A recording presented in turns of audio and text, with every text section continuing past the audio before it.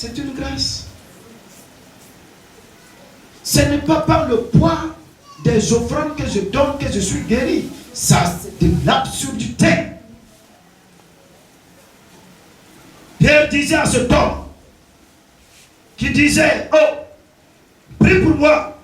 Moi aussi j'aurai l'onction et je vais commencer à prier pour les gens. Vous allez déposer les enveloppes. Pierre dit, mais tu crois que le don de Dieu s'achète à prix d'argent? Péris avec ton argent. Péris.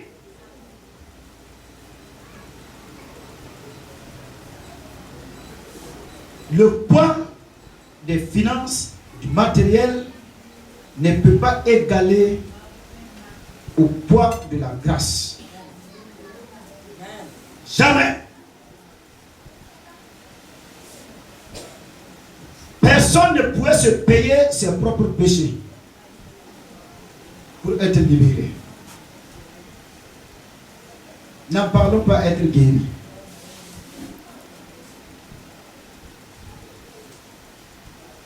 Il y avait une femme qui avait un problème.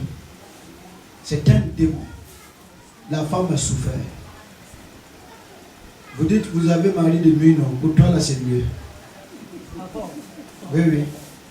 Pour elle, là, quand elle se couche, le démon devient une chèvre. Vient se coucher entre elle et son mari. Elle ne peut pas avoir d'enfant.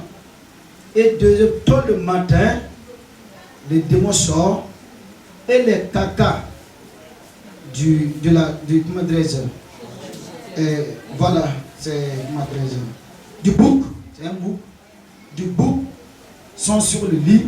Physiquement, Marie voit, elle voit. Il faut nettoyer à les jeter.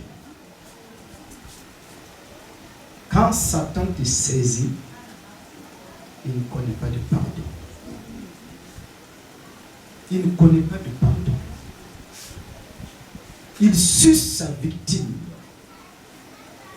jusqu'au dernier goutte de sang tombe. Et personne ne pouvait aider cette femme.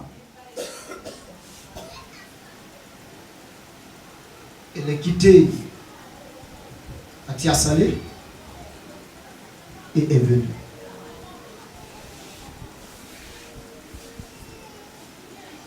Pas une prière longue. La main de Dieu a brisé le lien par sa grâce et la femme a été libérée et a commencé à enfanter.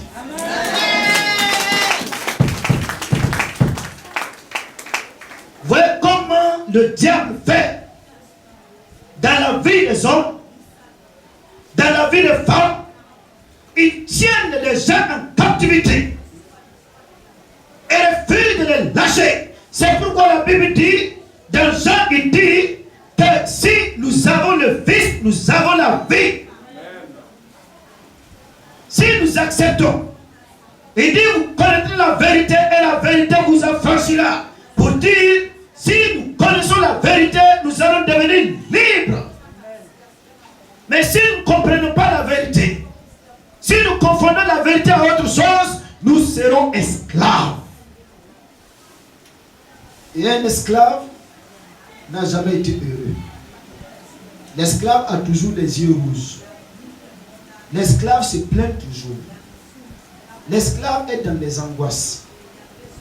Mais le fils, même s'il n'a pas, il est heureux dans la maison de son père. C'est ça. Ma prière est que ce soir, Dieu, par le prix qui a été payé sur la croix, dise à Satan, celui-ci c'est mon enfant, laisse-le. Laisse-le. Sans bruit, laisse-le. Le prix a été payé à Golgotha. Tout est terminé. Adam t'avait vendu, c'est normal. Mais moi, j'ai payé pour racheter. Et j'ai payé cher.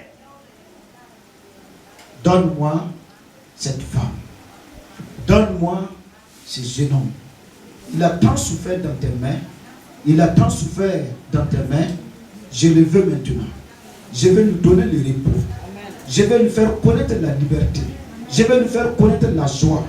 Je vais lui faire sortir de la maladie. Je vais lui faire sortir des chaînes. Je vais lui faire sortir de l'esclavage.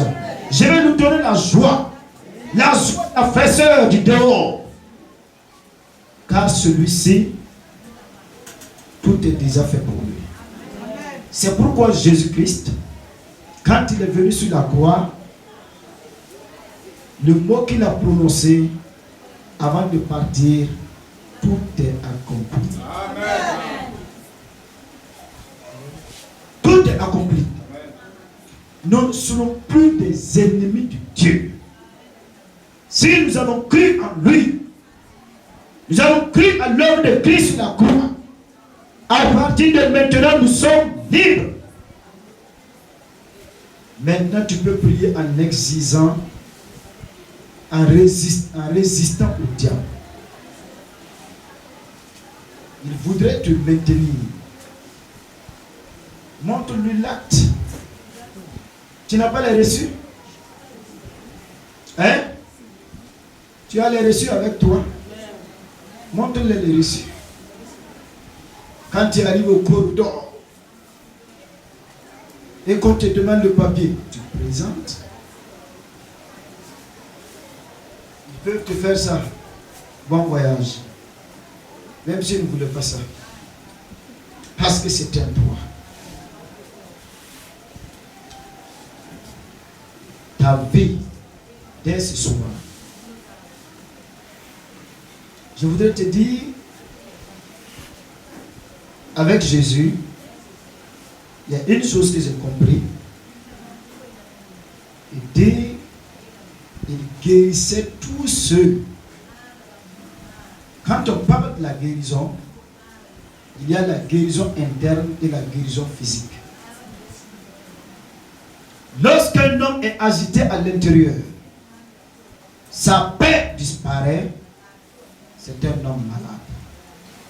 Lorsque le péché incrimine ta vie et que tu ne peux pas te libérer, tu es malade.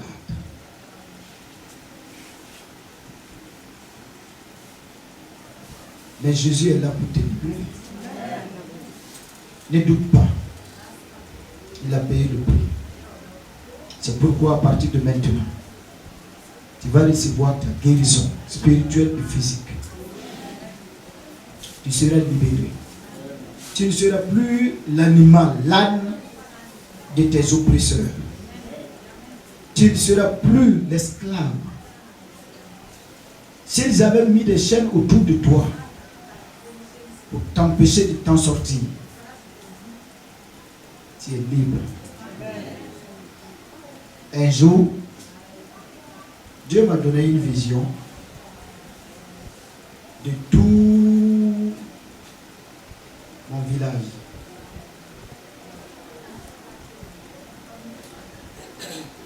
Lorsque il m'a montré la vision, je marchais et tout le monde, tout le village, les gens se sont réunis pour dire, depuis que ce village est fondé, c'est lui-là seul qui est pu sortir. Puisqu'il y a un lien autour de tous qui maintient tout le monde dans le même cachot. Mais l'homme seul qui a pu quitter depuis la fondation du village jusqu'à présent, c'est moi. Pourquoi? J'ai accepté qu'on a payé le prix pour moi. On ne peut pas me payer et laisser au marché. Dieu ne m'a pas payé entre les mains du diable et de dire encore au diable, au démon, tenez-le encore jusqu'à un jour je vais venir chercher. Non, il a payé, il a pris, sortez, il m'a mis dehors. Je ne peux plus accepter d'être esclave. Où est-ce que tu te trouves? Je demande, où est-ce que tu te trouves? dans quel point de ta vie tu te trouves, et tu crois que tu es toujours enchaîné.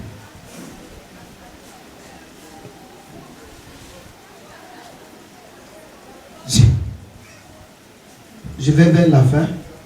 J'ai rencontré une femme qui m'a étonné. J'ai dit ça plusieurs fois. Je suis arrivé. Un jour, ma femme passait, ne connaît même pas cette femme. Et Dieu parle à la femme, que tu vois la femme qui est assise, va prier pour elle, car sinon elle serait paralysée. La femme fait le tour et va la saluer dans son magasin et dit, ah, excuse-moi, je passais, mais Dieu m'a dit de venir prier pour toi, pour un esprit de paralysie. Elle tire en même temps son armoire, fait sortir tous les examens, 2 ans sur sa vie, qu'il a condamné 2 ans pour sa paralysie. La femme a fini de prier pour elle. Elle est partie. Un jour, elle dit qu'elle veut me voir. Moi, je ne connais pas comme ça. Je suis allé m'asseoir. Elle va me démontrer que ça fait 25 ans qu'elle est convertie, 25 ans dans un ministère puissant de délivrance. Et que chaque mercredi, elle assiste à la prière de délivrance. J'ai dit oui, très bien. Elle me dit oui, moi je suis dans des liens. Il y a des difficultés, les liens sont énormes. J'ai dit d'abord, ce n'est pas celui qui t'a lié qui a montré à la femme de venir prier pour toi. Les gens refusent la grâce, c'est ça leur problème. Quelqu'un sait, il vient te donner. Tu dis tu ne veux pas ça et puis tu cherches autre moyen. J'ai dit madame, je connais Jésus-Christ. Si cette délivrance-là va t'asseoir, il faut venir me demander. C'est maintenant je ne délivre plus. Voilà. Oui, oui.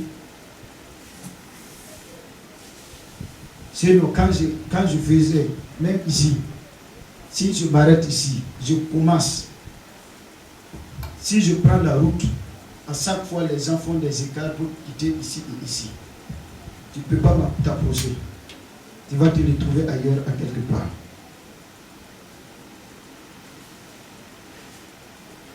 Regardez bien. J'ai dit, bon, prenons la Bible.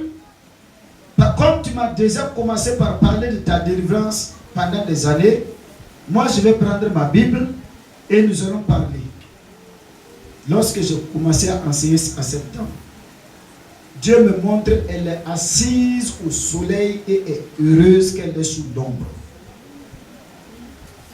Je dis, mais toi tu souffres, tu crois que tu es heureuse. Il y a des chrétiens comme ça. C'est mieux, c'est dit, oh, quand on a déjà prié aujourd'hui, on a bien dansé. Alléluia. Ces problèmes valent le toit. Elle souffre amèrement et ne connaît jamais la liberté dans sa vie. C'est du mensonge.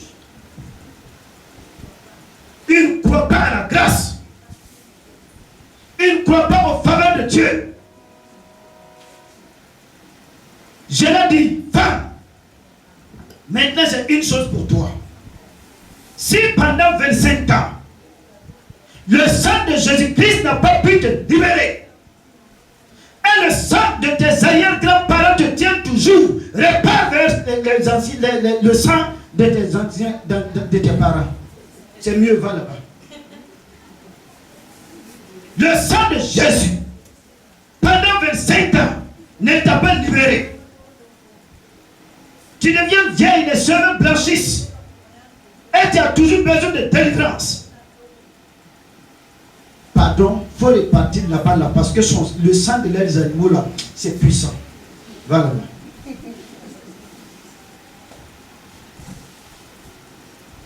Parce que beaucoup trouvent moyen de maintenir les gens dans l'ignorance pour bien manger. Quand tu tiens bien, on mange bien. Mais Jamais. Qu'est-ce que la grâce? On dit c'est une faveur imméritée. Tu es là assis, quelqu'un vient seulement et te fait une faveur. Tu n'as pas demandé. Tu ne pensais même pas en avoir. C'est ça, Salomon définit, la Bible définit en disant, Dieu donne à ceux qui aiment pendant quoi? Leur sommeil. C'est accepter la grâce de Dieu. Dites à Dieu, moi je ne mérite rien en toi. Tu viens de mentir avant de venir rentrer ici. Si Dieu va regarder ça, même toi tu vas aller où? Il a besoin de te donner des gifles d'abord. Toi tu commences à demander quoi? Oui ou non? Mais si je viens et que je fais comme cet homme, les deux qui ont prié, les Samaritains et cet homme religieux, dit, ah Seigneur, tu sais, moi je paye mes dîmes, je suis honnête, en tout cas avec le pasteur, je l'honore bien, je suis très heureux, mais je ne suis pas comme cet homme-là. C'est un publicain. Lui là, c'est un menteur. Il dit qu'il a bien prié. Jésus dit quoi? Et l'autre qui est un menteur arrive et dit, Seigneur, je ne suis pas digne même de soulever mes mains. Je te prie seulement, fais faveur, grâce sur grâce dans ma vie. Car je ne mérite rien, je connais ma faiblesse. Le Seigneur a dit quoi? Celui qui a reconnu cela a été exaucé. Et l'orgueilleux dans ses prières de condamnation et de justification est parti zéro. Personne ne peut compter sur sa justice ici. Personne devant Dieu ne peut soulever son doigt pour compter sur sa justice et avoir quelque chose de Dieu. Mais si nous